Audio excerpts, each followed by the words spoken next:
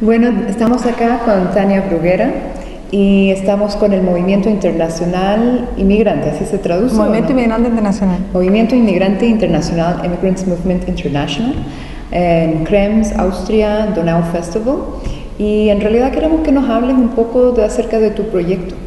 O sea, que nos digas de qué trata, de cómo empezó y por qué. Bueno, yo te soy honesta, yo nunca me identifiqué como inmigrante. Yo creo que como muchos artistas, cuando viajamos y nos establecemos en otros lugares, tomamos take it for granted, como dicen en inglés, pensamos que es un hecho dado, que podemos pasar de un lugar a otro, que tenemos esta especie de visa especial donde podemos establecer donde queramos porque somos artistas y somos la conciencia sensible del mundo y por lo tanto somos apreciados. Pero en realidad, y en ese grupo también están lo que vendría a llamarse el grupo de inmigración, digamos, privilegiado y el grupo de inmigración no privilegiado. Y nosotros estamos ahí junto con científicos, académicos, personas a quienes se les da como un pase de corso, ¿no? Para poder hacer estas cosas. Entonces, sí fue un proceso difícil. Cuando empecé a ir, fui a estudiar a Chicago, a la Universidad del Instituto de Chicago.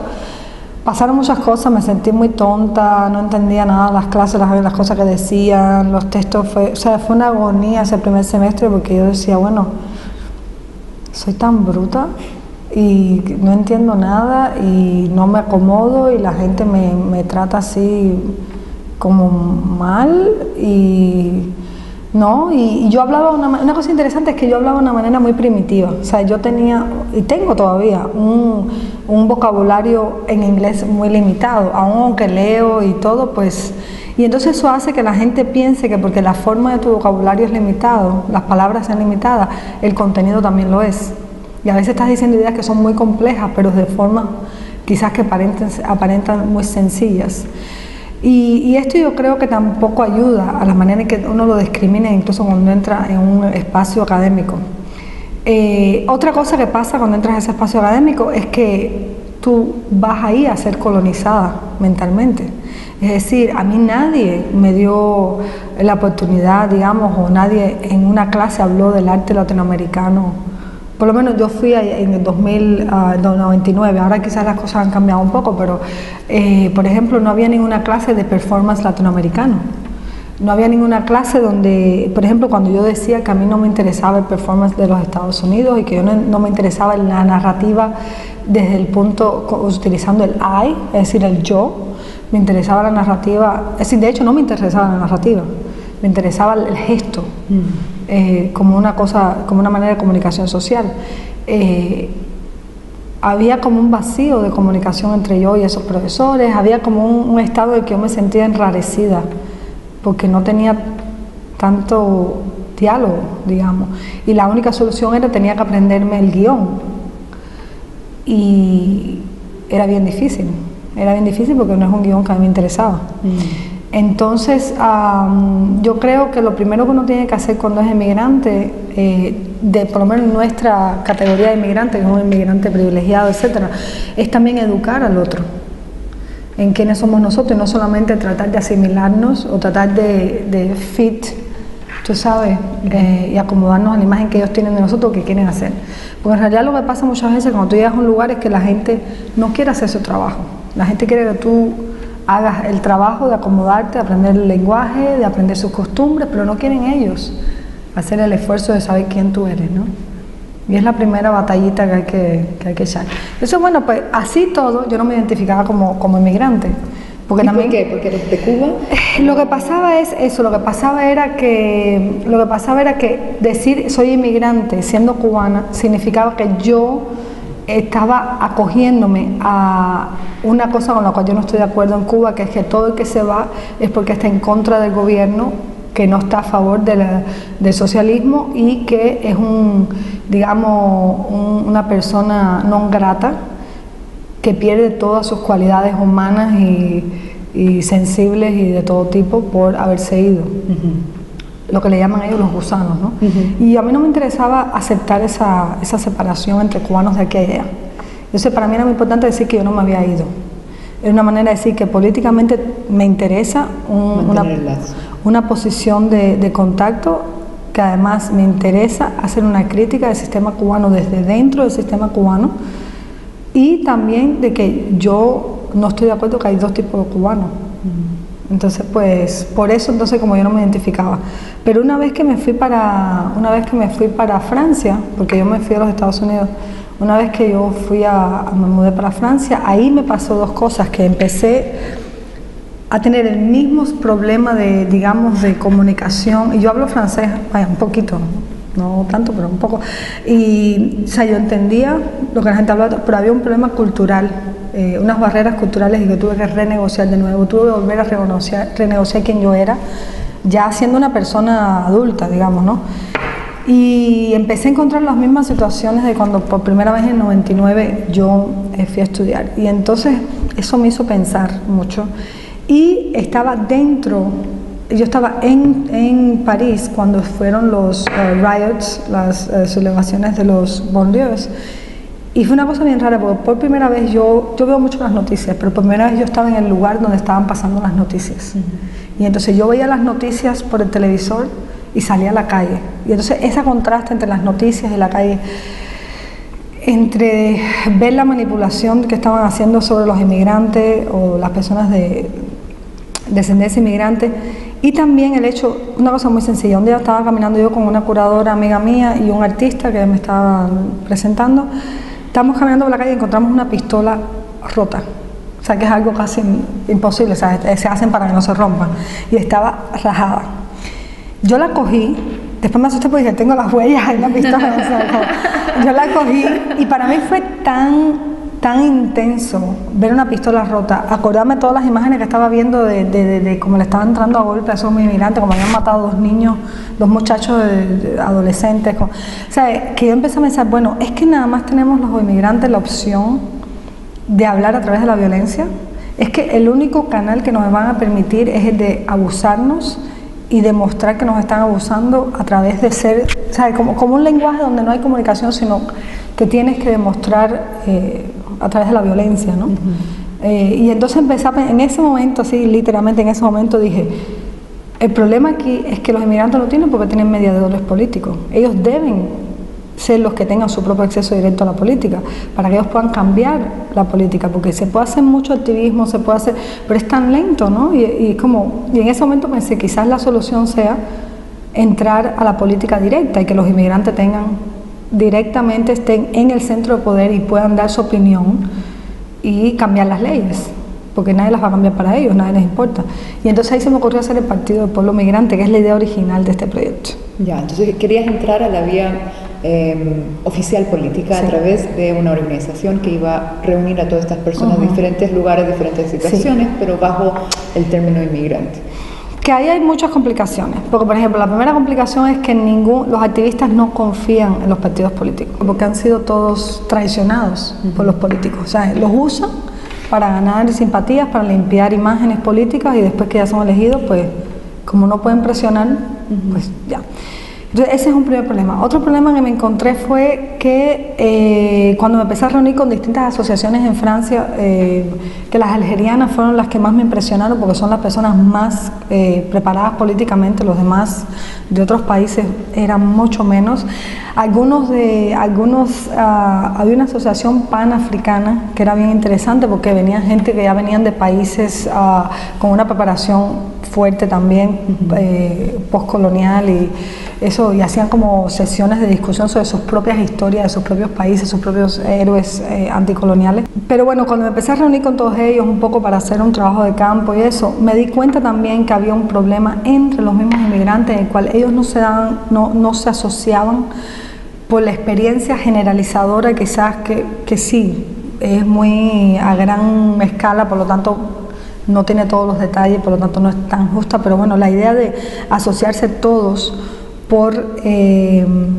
a través de la idea de la experiencia humana que es emigrar, que es un elemento que puede aglutinar a todo el mundo, porque si eres nigeriano y vienes y te pones, no sé, a trabajar en un trabajo acá, y toda la experiencia que tú tienes de separarte de tu familia, del problema con el dinero, cómo te tratan, etcétera. Sí, ciertamente una persona negra no la van a tratar igual que tratan quizás a una persona blanca.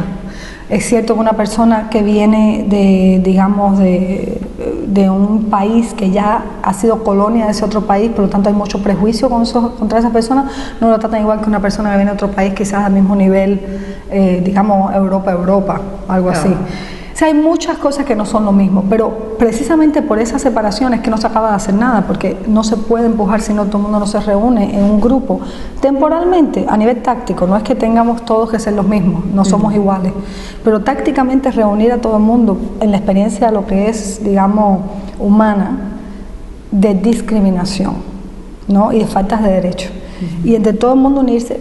De hecho, había muchas diferencias también. Fue bien difícil, entonces todo el mundo me decía que bueno, que no es lo mismo, que lo cultural, pero es que yo creo que esas son divisiones que las hacen, no las hacemos nosotros, las hacen los que nos reciben, precisamente, que nos ponen como cosa de que no, tú eres chino, aunque seas coreano, ¿me entiendes? Tú eres chino y tú andas con esta gente, o sea, yo asumo que tu comida es así, tu música es así, y los inmigrantes tienen que ser algo más allá de un entretenimiento para la gente que nos recibe. O sea, nosotros no somos solamente comida y música. O sea, no solamente es para que ellos bailen nuestros bailes y que ellos coman nuestra comida. También somos personas políticas, que tenemos una idea de cómo las cosas se pueden hacer diferentes. Tenemos una experiencia quizás más importante, no más importante, pero diferente a la de ellos, que les puede ayudar a ellos. Por ejemplo, a mí nunca se me olvida que cuando yo estuve en Estados Unidos en el 2000, yo estaba bien entusiasta porque eran mis primeras elecciones libres en los Estados Unidos.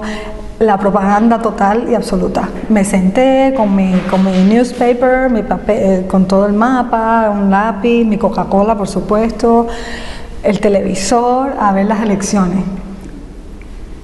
Yo me quedé horrorizada, porque cuando pasó lo de Miami, que le dije a una amiga mía, le dije, oye, ¿sabes qué? Que ella no estaba ni mirando, ya estaba como que whatever. Le dije, ¿sabes qué? Ganó Miami, Igor. Me dijo, qué raro. Pero bueno, podía ser, perfecto, siguió haciendo su artículo, que sea. 5 minutos después llegué y le dije, ¿sabes qué? Perdió Gore Miami. Me dijo, no, que tú no entiendes nada del inglés, que tú y el comunismo tuyo, que tú no sabes nada de elecciones libres, tú no entendiste. Y yo, entonces vino y miró y se quedó ella pasmada. Y yo le dije a ella, en ese momento, a segundos después que eso pasó, le dije, estamos presenciando el inicio de la dictadura del capitalismo. De una dictadura en el capitalismo. No, porque tú no entiendes nada, porque esto aquí no es así. ¿Por qué? Porque yo vengo de un país con dictadura, por lo tanto yo puedo reconocer cosas que a lo mejor una persona del lugar les es más difícil porque tiene unos lazos afectivos con lo que está pasando políticamente, que les es difícil enfrentarlo, ¿no? Pues yo creo que esas son cosas que son buenas que nosotros podamos compartirlas, es decir, que no sea solamente la cosa cosmética, sino también que vean a los inmigrantes como seres políticos. Ya, pero entonces, por ejemplo, ¿cuáles son las acciones políticas que tratan de hacer dentro del espacio? Porque yo creo, me imagino que tampoco es que se concentran tanto en escribirle cartas a senadores o a... Lo hicimos, ¿Ya? Pero no funciona.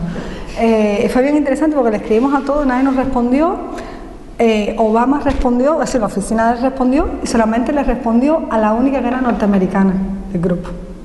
Todos los demás éramos extranjeros. La única que era norteamericana, que en ese momento era la coordinadora del proyecto, el primer año, esa fue la única que le respondió, Dear Ali, Y una respuesta, por supuesto, de esas prefabricadas, ¿no? Yo te voy a ser totalmente honesta. Yo creo que el proyecto cuando llegó a Nueva York cambió de una manera dramática, porque en los Estados Unidos el sistema bipartidista es muy fuerte y también...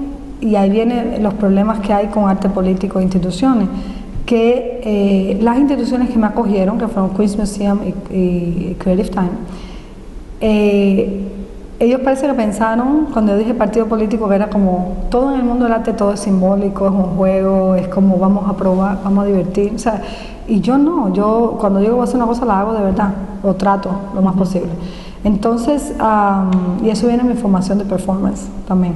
Entonces, cuando se dieron cuenta que era un partido político, de verdad, pues se friquearon un poco y entonces ellos consultaron con sus abogados Y el abogado nos explicó, un abogado bastante que daba miedo, que nos llevaron a esta oficina así súper rica, y el hombre nos dijo, bueno, tú quieres que... Y siempre es interesante que siempre la gente usa la culpa, el sentido de la culpa para lograr sus objetivos políticos, es bien interesante, o sus objetivos en general. Dijo, bueno, tú quieres que cierren Creative Time. Yo dije, no, ¿por qué? Pues claro que no, eso no quiero tener esa responsabilidad, además es una institución bien, ¿no? Pues ha hecho muchas cosas, ¿no?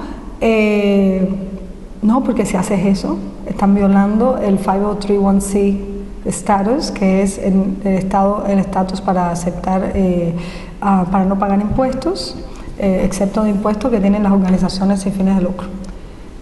Imagínate. Entonces, bueno, hubo que cambiar para hacerlo un movimiento, que tiene sentido, porque en los Estados Unidos todos los cambios reales se han dado a partir de del movimiento popular y de los movimientos civiles. Entonces me pareció que tenía cierta coherencia, pero pasó una cosa, que es un dilema en el cual estoy metida en este momento del proyecto, y es que cuando llegamos a Corona, ¿sabes?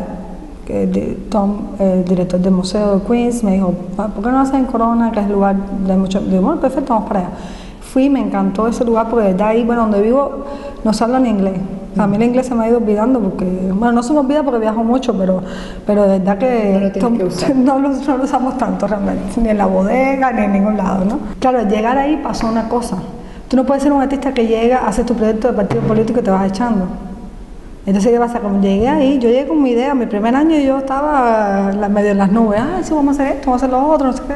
Que creo que no fue malo porque sacamos cosas importantes como Manifiesto Migrante, hicimos Diciembre 18, que es una cosa que hacemos todos los años, que es invitar a todos en el mundo entero, gente que quiera hacer una acción a favor de los inmigrantes, y que pueden ser artistas, activistas, personas normales, da igual. Entonces, se sacaron, digamos, como las bases de lo que pudieran ser las actividades o los lineamientos más fuertes del proyecto. Pero lo que sucedió es que cuando tú empiezas a darse, cuando estábamos ahí, llegaba gente, bueno, la gente al principio pensaba que era del gobierno, cuando dice inmigración, todo el mundo piensa del gobierno, porque los inmigrantes no nos llamamos inmigrantes. Claro. Yo no te digo, oye, inmigrante, ¿qué tal estás? Yo te digo, oye, fulana, ¿qué tal estás? Oye, colombianita, o cuando más, ¿no? Claro. Y entonces, después la gente empezó a perder un poco el miedo y fue bien bonito, fue muy bonita y muy natural la manera que la gente fue llevando al espacio, venir, ¿qué cosa es esto? Y tal. Y de hecho tuvimos una persona que hasta este mes fue nuestra coordinadora, que ella llegó ahí preguntando, ¿qué cosa es esto? Y otra muchacha que trabajó con nosotros, Jill también, que llegó ahí, ¿qué cosa es esto? Y le gustó y empezó a trabajar y se convirtió en parte del staff. Entonces, ¿qué pasó? Que estas personas llegan con una expectativa de qué cosa es lo que pueden hacer para ellos las instituciones no for profit que trabajan para los inmigrantes. Y nosotros lo que hacíamos al principio era los mandábamos para otro lugar. O sea, nosotros no estábamos dando servicios. Nosotros decíamos, tienes problemas con un abogado que te estafó y te ha cobrado $10,000 y no te ha hecho nada. Mira, esta es la dirección de este grupo que trabaja en tal lugar, está 3 paradas de aquí en el tren o ve a ver el abogado tal. O sea, teníamos como una especie de puente. Éramos un puente para llevar a la gente a los lugares. ¿Qué pasa? Que nos empezamos a dar cuenta que después cuando hablamos con esas personas, nunca habían, por ejemplo, hablamos con los abogados, hablamos con las personas de las otras organizaciones y me decían, no, aquí nunca vino nadie. Entonces nos empezamos a dar cuenta que la gente pues no iba. ¿Por qué? Porque a lo mejor no confiaba, a lo mejor no tenía tiempo, a lo mejor le quedaba muy lejos o lo que sea. Entonces empezamos a hacer algo que es que la gente empezó a decir, ustedes aquí no dan clases de inglés, ustedes aquí no hacen esto, ustedes aquí no... O sea, la gente nos empezó como que a pedir que lo que teníamos que hacer, casi que ellos fueron los que empezaron a decidir qué es lo que era el proyecto. Y uno no puede ir contra eso si haces un proyecto de verdad serio. O sea, si quieres hacer un proyecto artístico, que es usar el espacio y irte, pues... Pero si de verdad quieres hacer un proyecto... Entonces, eso a la misma vez me ha creado un problema en el proyecto, porque nos hemos convertido un poco en un lugar para dar servicios. Lo cual está bien, porque yo creo que como proyecto está bien. Para mí como artista me ha creado un problema, pero como proyecto está bien porque creo que también el año pasado nos enfocamos mucho en lo que es una verdadera comunidad, porque si vamos a hacer un proyecto comunitario o trabajar con gente, tiene que ser verdad. Pero hay que ser de verdad, claro. O sea, no voy a hacer como... Y de verdad significa que es lento, de verdad significa que hay muchos problemas emocionales en el proyecto, de verdad significa que hay tensiones, de verdad significa que tú tienes que modificar tu idea original, de verdad significa que a veces no tienes que hacer lo que tú quieres, sino lo que la gente quiere. O sea, es una negociación constante, emocional, que no puede dejar de ser política. Entonces, yo creo que una cosa que fue muy bonita el año pasado es que entre todos los que estábamos trabajando allá con la experiencia, creo que una cosa que funciona bien en el proyecto es que somos bastante bueno, yo soy demasiada, pero en general somos bastante autocríticos. Estamos una vez a la semana, nos reunimos y vemos qué está pasando y qué no funciona y qué funciona. Somos bastante autocríticos en ese sentido. Y el año pasado creo que llegamos a una conclusión bonita, que es que si vamos a tener un proyecto educativo, yo he hecho proyectos educativos antes, si vamos a hacer un proyecto educativo, ¿cuál es digamos, la ideología que hay detrás? Entonces, una cosa que estamos haciendo, porque esto es una cosa que me pasó, yo siempre hago cuenta porque a mí me impactó mucho. Yo estuve una vez en un evento, ni me acuerdo en qué, o sea, un evento internacional, y viene creo que era en Berlín, no sé, y vino un muchacho y me dijo, ¿sabes qué? Yo supe de la escuela que existe en La Habana y quería contarte que yo ahora voy a hacer una escuela en Shanghái o tal, en China. Y este era un muchacho alemán que se veía que de cierta, ¿no? De cierto acceso, de privilegio, no sé si de dinero, pero al menos de contactos, porque nuestro grupo social, digamos, de artistas, no solamente privilegios de dinero. Muchas veces no tienen dinero la gente, pero tienen privilegios de contacto, de acceso a cosas que ellos no pagan, pero que es un estilo de vida que no les toca y pues lo tienen por ser artistas. Entonces este muchacho me empieza a contar, no, y voy a hacer esto, voy a invitar a fulano, y voy a esta clase con este artista y con el otro. Y yo le dije, bueno, a ver, explícame, ¿cuál es la ideología detrás de tu proyecto?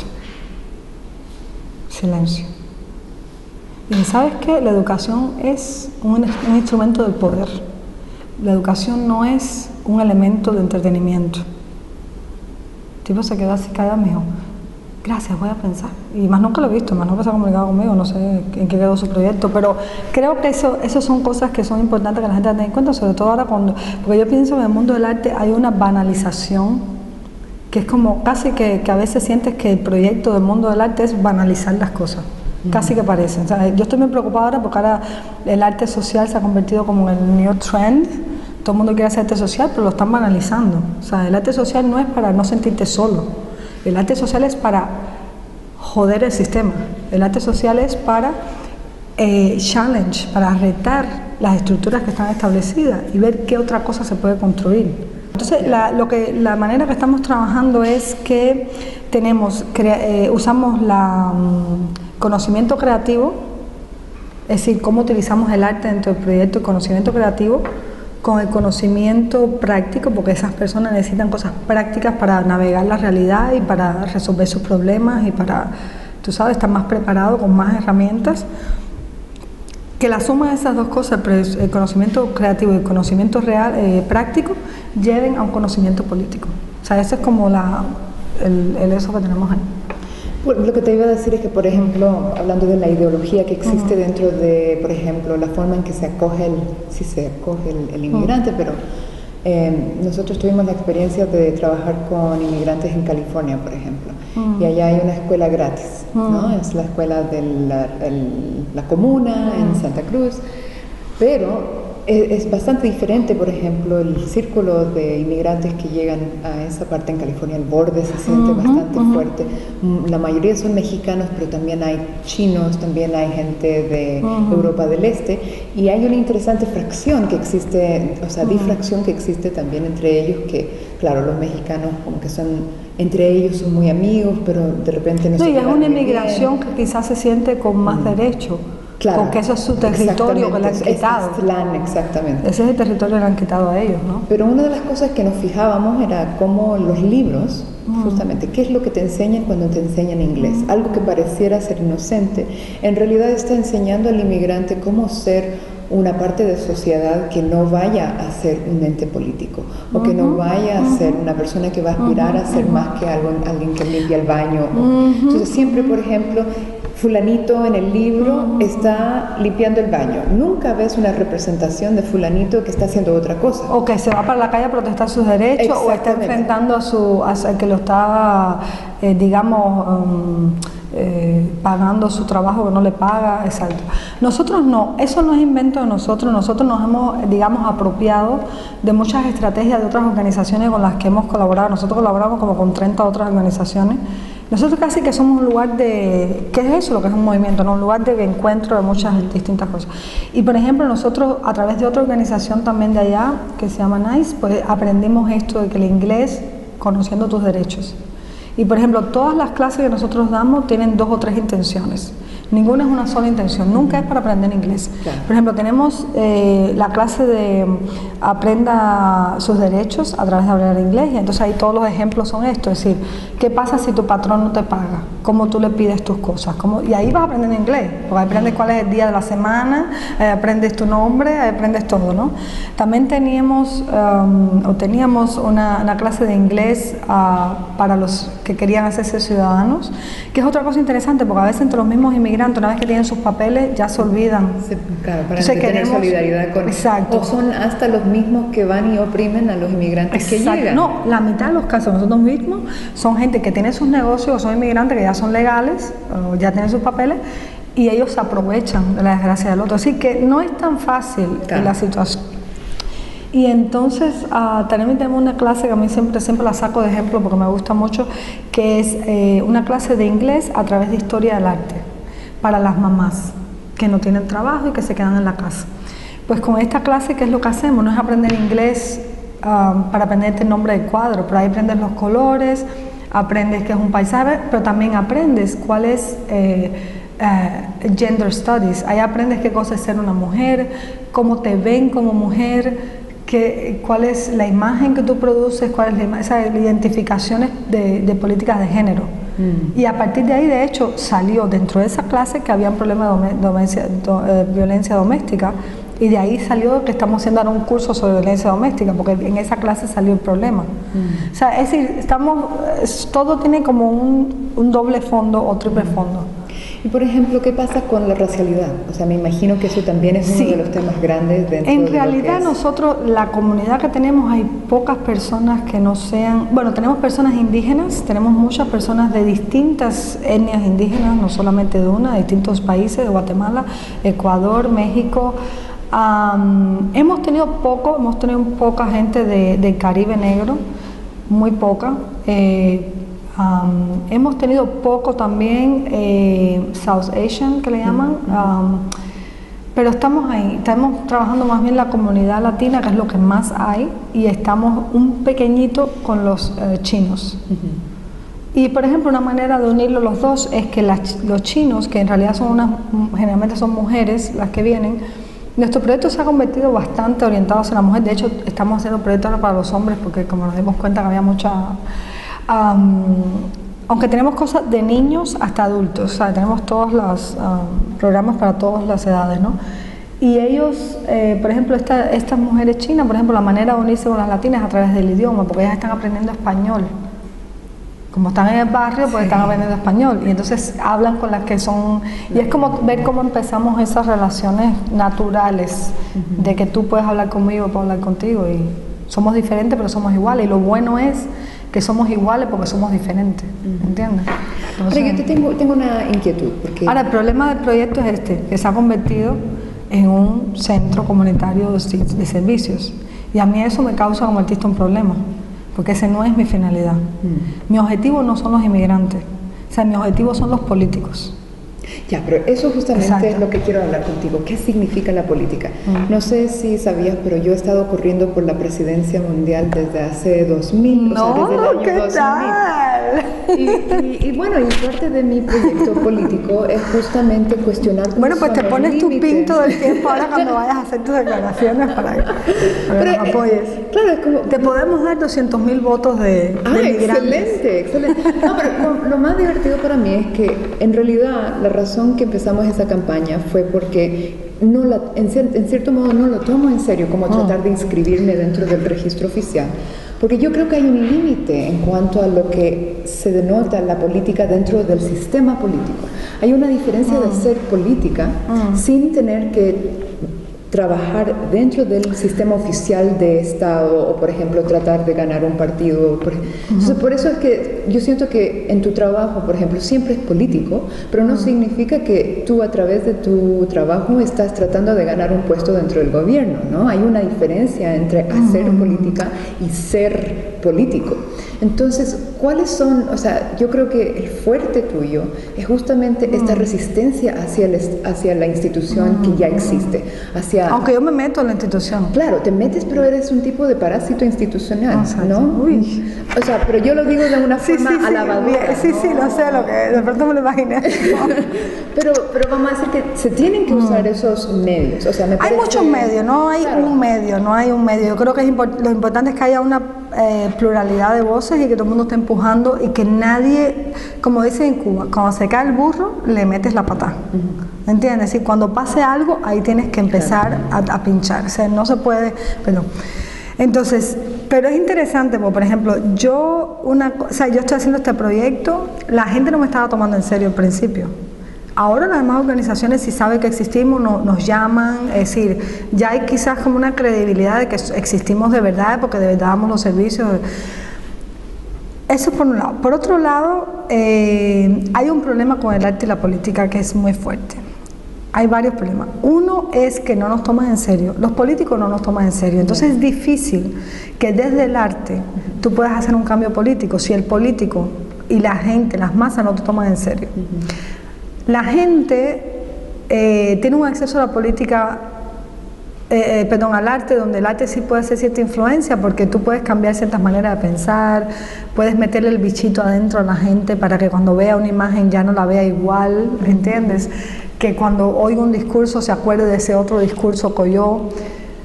Pero en realidad eso no es lo que moviliza, eso es como un pasito, pero no moviliza el cambio total. Entonces yo pienso que, por ejemplo, yo como artista sí me interesa hacer un arte hiperrealista. Hiperrealista en el sentido que es real, pero que es a otra dimensión de lo real. ¿Entiendes? Sí tiene que funcionar en lo real. Si no, para mí, así, yo nunca he sido, y eso igual del performance, yo no hago teatro, a mí no me gusta el teatro, a mí no me gusta la representación. Disfruto otras personas haciendo representación, pero a mí no me satisface. Claro. Entonces, por ejemplo, para mí era importante, y eso lo conversamos en el grupo del proyecto, que tenía que ser de verdad. O sea, no podíamos hacer esto de que damos servicios y no viene nadie. Nada, ¿sabes? Teníamos que hacer una de verdad. Pero a la misma vez, es decir, lo primero es eso, es decir, los políticos no nos ven en serio porque nosotros mismos solamente nos ponemos en el plano de lo representacional y, digamos, en el plano del activismo intelectual, digamos, el activismo ¿no? Pero también hay otro problema, que la gente que están, no solamente los políticos, los activistas también, que están dentro de estos movimientos y tal, muchas veces realmente tienen una idea muy preconcebida de cuál es la función de un artista para los movimientos de cambios sociales, y es: tú me haces el póster.